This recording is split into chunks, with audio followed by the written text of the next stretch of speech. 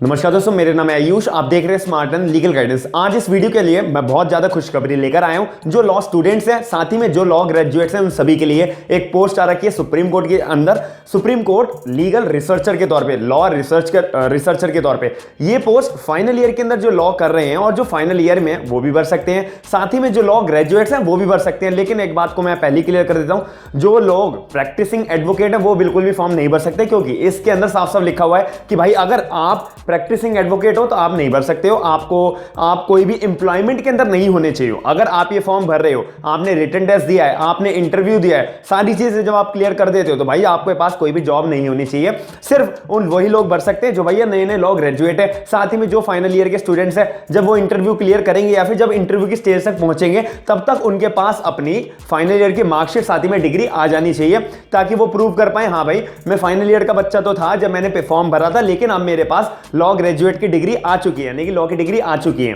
तो ये सारी बातें आपको ध्यान में रखनी है। बाकी और डिटेल्स में मैं पूरी वीडियो के अंदर आपको बताऊंगा। आप शुरू से लेकर अंत तक वीडियो को जरूर देखिएगा। और अगर वीडियो पसंद आए, वीडियो को लाइक और चैनल को सब्सक्राइब करके आप मेरे को सपोर्ट जरूर करिएगा। साथ ही में अपने करीबी दोस्तों को वीडियो शेयर जरूर करिएगा।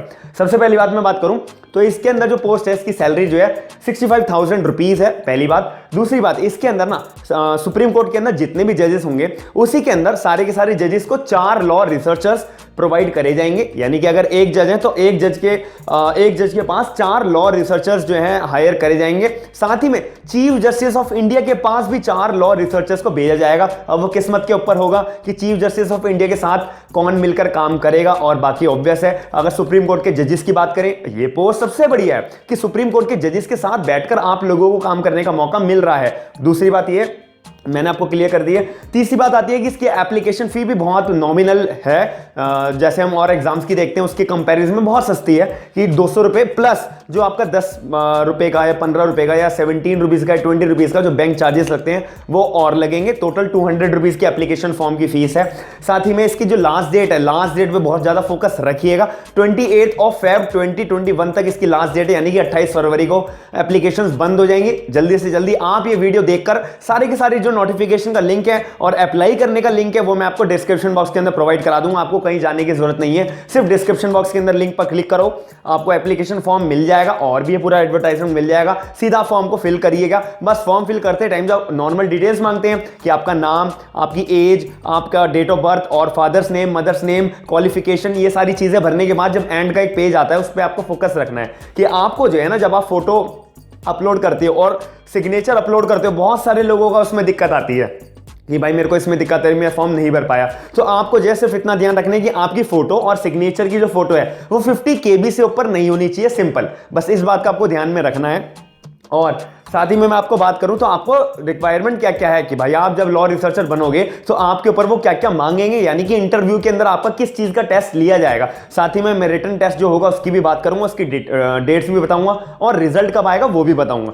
सबसे पहली बात आती है, आपको कंप्यूटर की नॉलेज बहुत अच्छे से आनी चाहिए। मतलब कि इतनी अच्छी नहीं कि आपको टेक्निकल IT का बैकग्राउंड पता हो, बिल्कुल भी नहीं, बस आपको रिसर्च वर्क करना आना चाहिए। जैसे कि अगर कोई आपको टॉपिक दिया जाए, कोई केस थ्योरी आई है तो उसके पीछे क्या रिसेंट जजमेंट्स हुए थे, तो इसके रिगार्डिंग आपको केस थ्योरी आनी चाहिए करनी। और वो जब आप कंप्यूटर पे निकालोगे केस थ्योरी को, तो इसीलिए कंप्यूटर की नॉलेज इस पोस्ट के लिए मांगी जाती है। दूसरी बात इसके अंदर मैं बताता हूं, आपको लॉ ग्रेजुएट होना पड़ेगा। साथ ही में फाइनल ईयर के स्टूडेंट्स भी आराम से फॉर्म भर सकते हैं। मैं आपको पहले बता रहा हूं, जब आप फॉर्म भर रहे होगे तो उसके अंदर क्वालिफिकेशन का ऑप्शन आएगा कि लॉ ग्रेजुएट, LLB का ऑप्शन आएगा कि भाई अगर आप ग्रेजुएट हो या अपीयर हो रहे हो या फिर आप जो है फाइनल ईयर स्टूडेंट हो, उनमें से आपको 3 चीजों में कोई भी क्लिक करके अपना फॉर्म भरना है। अगर आप ग्रेजुएट हो तो ग्रेजुएट पे क्लिक कर देना कि मेरी कंप्लीट हो चुकी है, मैं पास हूं। ये पूरा 3 कॉलम्स आएंगे, आपको उसमें से कोई अपने रिक्वायरमेंट के बिहाफ पर आपको चूज करना पड़ेगा। अब मैं आगे की बात करूं, एज लिमिट, ये भी बहुत इंपॉर्टेंट फैक्टर है कि 18 साल तक से लेकर 27 साल तक का ही बंदा केवल इस फॉर्म को भर पाएगा और इस पोस्ट को पा पाएगा और वही 65,000 रुपीज की जो सैलरी ले पाएगा। ये बहुत अच्छा एक अपॉर्चुनिटी भी है। और जो इनकी एज फैक्टर जो है ये लाई नहीं करती है, उनके लिए थोड़ा सा ड्रॉबैक है। लेकिन फिर भी जो ये अप्लाई कर सकता है तो वो जरूर करे, भले ही उसका नंबर आए या ना आए। आपको एक अफसोस नहीं होगा कि भाई मैंने इतनी अच्छी अपॉर्चुनिटी हाथों से जाने दी। इसलिए मैं आपको जरूर बोलूंगा, वीडियो पूरी देखने के बाद और डिटेल्स में बताऊंगा, सिलेबस क्या है ये भी आपको मैं डिस्क्लोज करूंगा। अब इसके अंदर क्या है कि इसके अंदर 4 स्टेट्स के अंदर केवल एग्जाम कंडक्ट होगा, कि आप इस 4 स्टेट के अंदर लाई करते हो तो आप इस फॉर्म को तो 100% भरना। भले ही आप 4 स्टेट के अंदर लाई नहीं करते तो कोई बात नहीं, आपको एग्जाम देने तो संडे के दिन एग्जाम होगा, तो भाई एक दिन का तो आपको कॉम्प्रोमाइज करके पेपर दे के अपना दोबारा जहां पे आप रेजिडेंट है आपका वहां जाइए। तो इसके अंदर 4 स्टेट कौन कौन सी है? दिल्ली, मुंबई, कोलकाता और बेंगलुरु के अंदर इसका एग्जाम होगा और 100% इसका 4 अप्रैल, यानी कि मैंने इसकी डेट भी लिखी हुई है, 4 अप्रैल 2021 को इसका एग्जाम होगा और इस दिन संडे है। और जो ये गवर्नमेंट के एग्जाम्स होते हैं ये सिर्फ और सिर्फ संडे के अंदर कंडक्ट कराए जाते हैं। तो मैं उम्मीद करता हूं आपको जितनी भी मैंने डिटेल्स प्रोवाइड कराई है सुप्रीम कोर्ट लॉ रिसर्चर की, यानी कि रिसर्च असिस्टेंट की, इसकी जो जितनी भी इंफॉर्मेशन है सारी की सारी जो मुद्दे की बात है ना वो मैंने आपको डिस्क्लोज करी है। अब एक आखिरी और बात बचती है बताने के लिए कि भाई इसका सिलेबस क्या है। इसका सिलेबस ये है कि पहले तो आपको 4 अप्रैल 2021 को तो आपको सिर्फ और सिर्फ एमसीक्यू का पेपर होगा। एमसीक्यू मल्टीपल चॉइस क्वेश्चन, कि एक क्वेश्चन लोग 4 ऑप्शन होते हैं, उसमें से एक जो है ऑप्शन आपको टिक करना पड़ेगा और वही सही आंसर होगा। माइनस मार्किंग भी होगी और जो है 150 नंबर का पेपर होगा, ऑब्वियस है साथ में माइनस मार्किंग भी होगी। ये बात आपको ध्यान में रखनी पड़ेगी क्योंकि कंपटीशन का जमाना है और जो एप्लीकेशन जब आएंगी तो ऑब्वियस है बहुत सारी क्वांटिटी के अंदर फॉर्म भरे जाएंगे। इसी वजह से इस बात को ध्यान में रखते हुए माइनस मार्किंग का एक कैटेगरी डाली जाती है एग्जामिनेशन के अंदर, सिर्फ और सिर्फ गवर्नमेंट एग्जामिनेशंस के अंदर।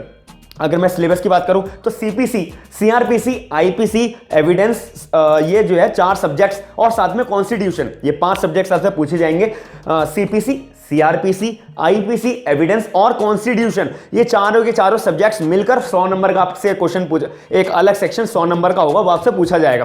एक दूसरा सेक्शन भी आएगा यानी कि जो 50 मार्क्स का, क्योंकि अभी मैंने बताया था 150 नंबर का पेपर होगा, 100 नंबर तो भाई इसमें चले गए सीपीसी, सीआरपीसी, आईपीसी, एविडेंस और कॉन्स्टिट्यूशन के अंदर 100 मार्क्स, 50 मार्क्स बचे। 50 मार्क्स का जो सिलेबस है उसमें पूछा जाएगा जनरल इंग्लिश में, मतलब आपको बेसिक्स इंग्लिश का पता होना चाहिए कि भाई जंबल मिक्स सेंटेंसेस आ गए या फिर स्पेलिंग मिस्टेक्स आ गए या फिर कोई भी सिनोनिम्स आ गए या फिर कोई एंटोनिम्स आ गए, लीगल टर्म से रिलेटेड, केवल लीगल टर्म से रिलेटेड हमें बात को ध्यान में रखना है कि जनरल इंग्लिश से भी पूछा जाएगा। साथ ही में जनरल अवेयरनेस की बात करूं तो सबसे ज्यादा इसमें पार्ट आता है करंट जीके का, साथ ही में थोड़ी बहुत पार्ट आता है स्टैटिक जीके का। तो जनरल इंग्लिश और जनरल अवेयरनेस जिसको हम जीके बोलते हैं, जिसमें करंट जीके और स्टैटिक जीके दोनों मिला के 50 मार्क्स का आएंगे। टोटल इन दोनों का कैलकुलेट करेंगे तो पूरा 150 नंबर का आपका पेपर होगा और पेपर की मैंने आपको डेट बता दी है 4 अप्रैल 2021 का, और फाइनली आपका रिजल्ट डिक्लेयर हो जाएगा 11 अप्रैल 2021 को, मेरे हिसाब से एक हफ्ते बाद, यानी कि अगले हफ्ते, यानी कि नेक्स्ट संडे को आपका रिजल्ट भी डिक्लेयर हो जाएगा कि आप जो है इंटरव्यू में जाने के लिए सेलेक्टेड हो या ना हो। फॉर एग्जांपल के तौर पे इसके अंदर साफ साफ एक लाइन और लिखी हुई है कि हम इंटरव्यू के लिए सिर्फ उन बंदों को बुलाएंगे, यानी कि जितनी वैकेंसी निकली है उसके मल्टीप्लाई बाय 3, यानी फॉर एग्जांपल के बाद मैं बताता हूं, जैसे कि 4 जजेस, एक जजेस के पास 4 लॉ रिसर्चर्स जाएंगे, तो फॉर एग्जांपल 4 की वैकेंसी है तो 4 मल्टीप्लाई बाय 3 12, तो 12 लोगों को इंटरव्यू के लिए बुलाया जाएगा, उन 12 में से 4 बंदों को सिलेक्ट करा जाएगा। और ये मत सोचिएगा कि 4 बंदों की सिर्फ वैकेंसी है, बिल्कुल भी नहीं। इसके अंदर जितने जजेस हैं उनके सारे जजेस के पास 4 लॉ रिसर्चर्स को जो है भेजा जाएगा साथ ही में, और जजेस की डिस्क्रिशनरी पावर भी होगी कि मैं 4 रखूं, 3 रखूं, 2 रखूं, 1 रखूं, वो उनके ऊपर डिपेंड करता है। इसी वजह से ये जो है वैकेंसी जो है डिपेंड करती है कि कितनी आएगी कितनी नहीं आएगी, लेकिन आपको जो है फॉर्म जरूर भरना पड़ेगा, आप जरूर भरिएगा क्योंकि ये बहुत अच्छी अपॉर्चुनिटी साल में हर साल एक बार तो जरूर आती है। तो और ये जो है कॉन्ट्रैक्चुअल बेस आपको जॉब होती है, मैं फाइनली आपको बताना भूल गया था स्टार्टिंग के अंदर, लेकिन अब बता देता हूं, ये कॉन्ट्रैक्चुअल बेस जॉब होती है। साथ ही में इसके अंदर ये आज जो इस साल के अंदर वैकेंसी आई है उसके अंदर साफ साफ लिखा है कि भाई हम जो है बंदों को हायर कर रहे हैं, साथ ही में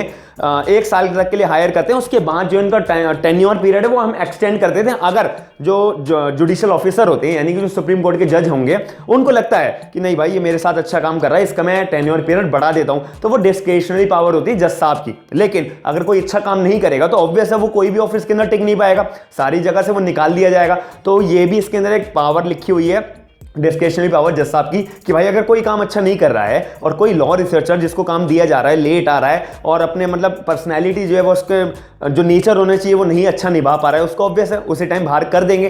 पूरी की पूरी इसके अंदर डिस्क्रिशनरी पावर है सुप्रीम कोर्ट के जज के पास में। तो मैं उम्मीद करता हूं कि मैंने आपको सारी की सारी डिटेल्स इस वीडियो के माध्यम से सुप्रीम कोर्ट रिसर्च असिस्टेंट के लीगल रिसर्चर लॉ रिसर्चर की सारी मैंने डिटेल्स आपको प्रोवाइड करा दी है। और मैं आशा करता हूं कि आपका कोई भी अगर डाउट होगा तो आप मेरे को कमेंट सेक्शन में जरूर बताइएगा, मैं पूरी कोशिश करूंगा आपके डाउट को क्लियर करने की। साथ ही में एडवर्टाइजमेंट का सारा लिंक जो है नोटिफिकेशन का जो है आपको डिस्क्रिप्शन बॉक्स के अंदर मैं प्रोवाइड करा दूंगा। ऐसी अगर आपको लॉ की रिलेटेड जॉब पोस्ट देखनी है तो आप मेरे चैनल को सब्सक्राइब जरूर करिएगा और कमेंट सेक्शन में जरूर बताइएगा, ताकि मुझे पता रहे कि लोगों को ऐसी वीडियोस देखनी है या नहीं देखनी है। आप वीडियो को लाइक जरूर करिएगा। थैंक यू, धन्यवाद।